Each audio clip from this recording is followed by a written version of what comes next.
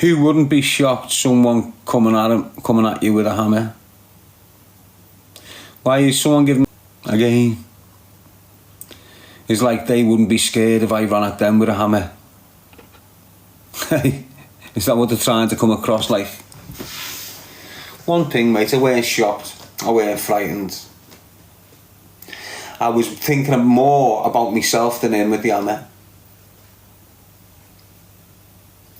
You've got someone running at you with an hammer. You're thinking, I need to run or I need to do this. I'm thinking, Darren, this is jailbait, this kid. That's what I'm thinking. I'm not thinking I'm going to take that off and shove it up my ass. I'm thinking, right, public place, kids here, there and everywhere. 2 minutes for police to turn up. You shouldn't really be engaging with this kid here, Darren. That's the way I think. Unfortunately, people think that's the wrong way to think these days. But it's not. It's the right way to think. It's the correct way to move. If you're thinking right but moving wrong, it's pointless, isn't it?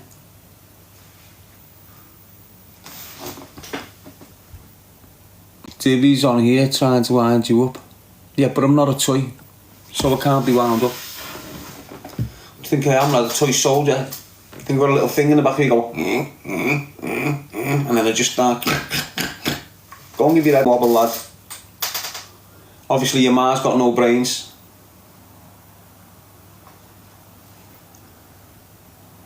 Most ma's have got brains, but obviously yours hasn't. But it's alright. Worry about it. You know, she's got her uses. Doesn't matter, that's brainless. Hey, she's still got her mouth. You think you think this is being getting trolled and spammed and all that? Watch me. People, get up. I'm talking about, not all of them, but you know, I'm talking about scaffolders, roofers, maintenance workers, half of them dealers and that. I'm not lying, you know. Listen, nearly every single scaffolding firm that you see round by your gaff is laundering money. What's that shocking? What, you don't believe me? Why? Because you know your mate done it? Yeah, but your mate hasn't bought it. Your mate's the face of it. What are you doing with your life, lad? Nothing, you know, and all that. Alright then, do you want to start a scaffolding company off? You manage it, I'll just fund it for you. Yeah, go on, lad. Sound. There you go. Big man there goes and buys you everything you need, gets you the premises, gets you the few vans that can carry your weight, and he will be giving them money every single year while that business is open. Every single year. Callum Moore saying, you jealous? Jealous of dealers? To say I'm jealous of dealers would say I'm jealous of the things they've got. Because dealers are nowhere near the same type of human being as me. I know ex-dealers, ones who have learned, ones who understand what they've done. That's a different kettle of fish. Do you understand? But when you've got knobheads thinking I'm jealous, whose birds are high maintenance, whose house is at risk all his life, the security of his whole family is at risk all his life, he shagged his mate's bird behind his wife's back. You know, why do you think I'd want to be anything like them? Why would you think I'd want to be anything like Sean Zeese? That's who you're speaking about, isn't it? That's who I'm speaking about. And if you're saying I'm jealous of them, you're in the head than what you are coming across as. Her birds are anybody's that's putting the gear out, says Cherubone. Or the handbag. You know, not all people that fall in dealers are the same as them. You know, most dealers portray a false, fake individual to get that with that boss, powerful woman who's worked all her life, never take. Dealers will portray themselves to be legitimate businessmen. And when you're a legitimate businessman and you're in that network of living, the people you're associated with are different. The women are different. Do you understand what I'm saying? If you're an established businessman, you've got an access to a whole different world, and the majority of these high-ranking dealing scumbags have got businesses now, and they're in that world. And in that world, you've got law-abiding citizens that don't judge. If you present yourself well enough to them, they will take that as that's who you are, without understanding where your dough's from, without understanding all that. So some dealers will meet some of these birds that's in a completely different life. Rich dads, rich this, that, and because they're greedy and they're envious and they're manipulative, they want to tap into it because it's a rich family. The dad's a bit notorious. You know, that sort of mentality. And that's what you've got in Liverpool now with the crime families. You see the crime families in Liverpool, they're all intertwined. The most powerfulest generational crime families in the city of Liverpool. Ignore the new breed. Although even the new breed families are seeing or had kids or are married to someone in that more prominent family. So it's like they're all entwined. Do you understand what I mean? So there's families whose granddad started distributing in the city in the early 70s, late 70s or something. That granddad's had a son. That son in the 80s is distributes. That son has a son in the 90s. That son is dealing. That son has another son in the year 2000. The new son is dealing the narcotics that his dad dealt, and the granddad dealt. And that's what you've got in Liverpool. Now then families, there's another family exactly the same as them, and another family exactly the same as them, and they all started on that little path of life in the 70s, and their families have lived off that behaviour and that activity since.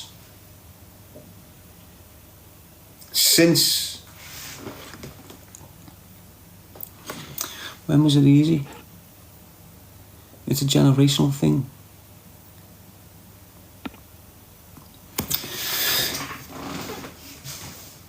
I lost my chain of thought there, but it'll come back in a minute. The reason I was telling you that, I've lost that. So it'll come back in a minute, unless someone can remind me. So when I'm telling you about the families, not like that, that's the way they work, they're all intertwined. So that family, generational crime families, been smashing the graph for years. When you're hearing of all these old school gangsters, you're not hearing about the real power. The real power of 60, Warren's age. That's the real power still in the city. Just because you don't hear them, just because loads of them have been jailed, the people who are Warren's ages, your 58s, your 60s, your 63s, your 64s, they're the power in the city of Liverpool when it comes to crime. All these underneath them, the one that are in the public eye, getting spoke about and all that, they're just riff-raff compared to them at the top and chain who's been there since the 70s. And they haven't lost control. And you might have all these people battling for the street graft and the street grafters and the street grafters custom. But up here, it's all ran smooth. None of that there with them.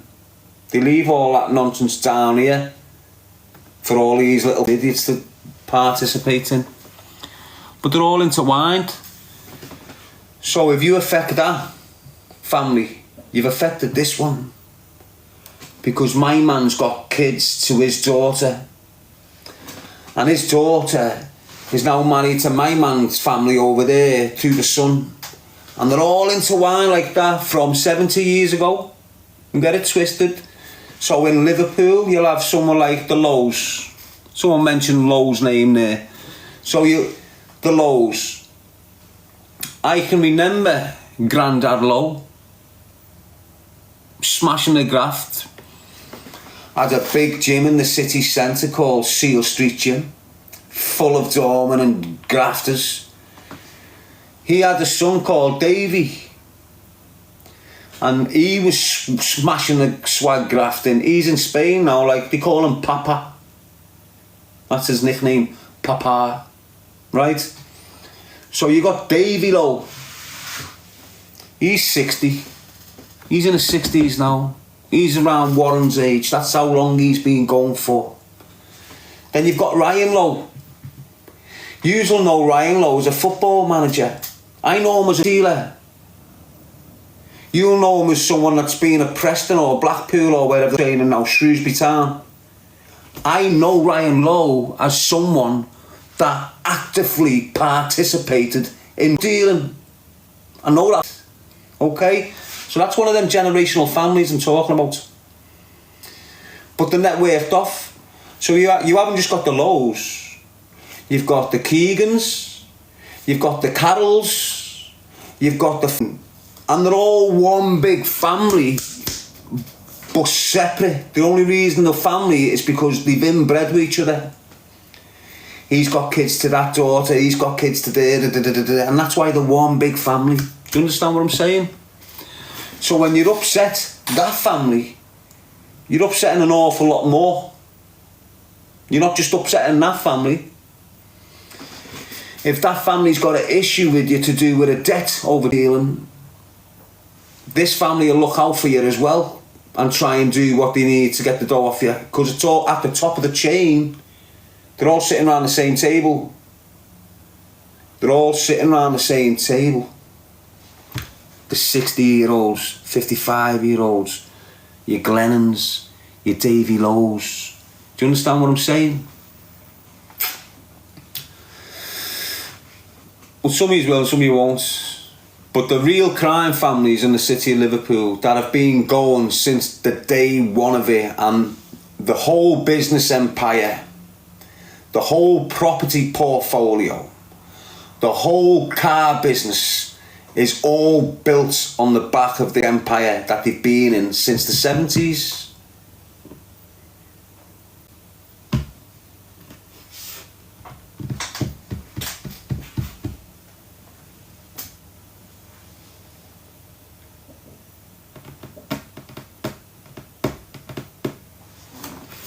Got 777 saying pack it in. Why, lad? Do you know all the people I'm speaking about? No. They're getting shaky again.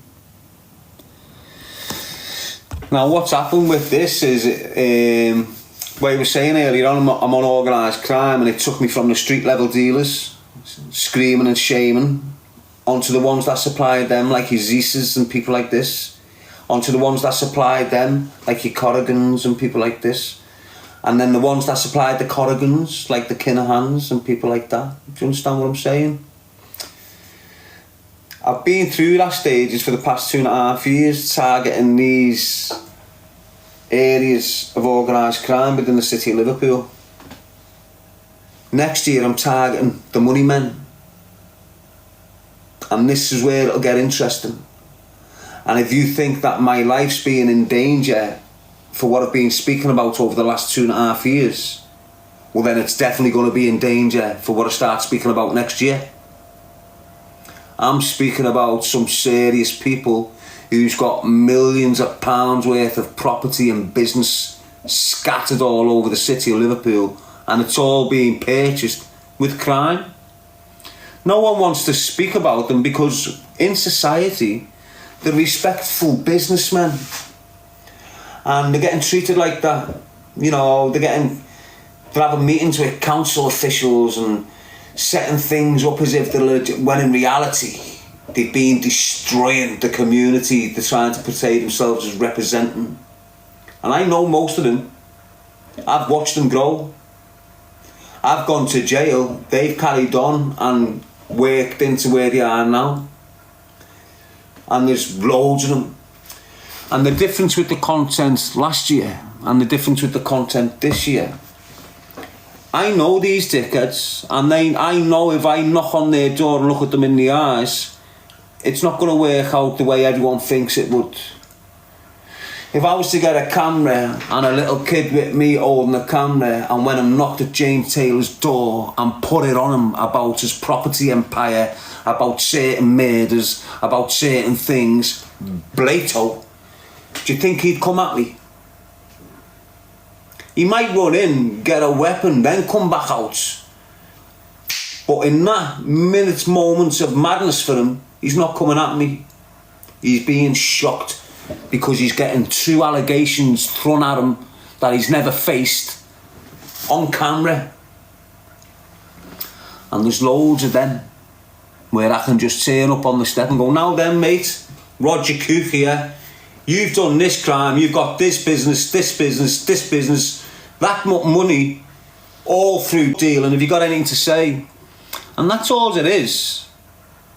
You know, there is legitimate businessmen in Liverpool who come across legitimate when in reality they've been given pancake all his life. You know, like that. I know every one of them. And it's one of them things. If I was to, the minute I do that to one person, all the others are going to go. Because you're getting shamed on social media and it's going viral. All your business connections start going, oh, what the... Even if they know what you're up to and they've been engaging with you in the know, the minute you come, they start backing off because they don't want the attention to fall onto their illegal activities. So they come away from them. It isolates them from the normal activities with other people involved in that area. And I'm not scared to confront knobheads. Do you understand what I mean? With truth. That's all I've ever done since I've been on here. Spoke truth about them all. No hatred. I'm not here to cause anyone problems that haven't deserved it. It's not hate. I don't sit here just hating on them, hating on them. If people ask about them, about the situations that's occurred 2 or 3 years ago, well then I'm going to tell them, that's not hating, it's not clickbaiting. That's someone who watches me every night has asked a question about a certain situation that they're unsure about, that they've been spun the opposite side story. I'm obviously going to give my side. It's not ranting, it's not hating, it's clearing things up a little bit. It's giving people a little bit of clarity in the madness. Would you speak to Sean Smith? Says Callum Wall. What do you mean, expose him wise or speak to him?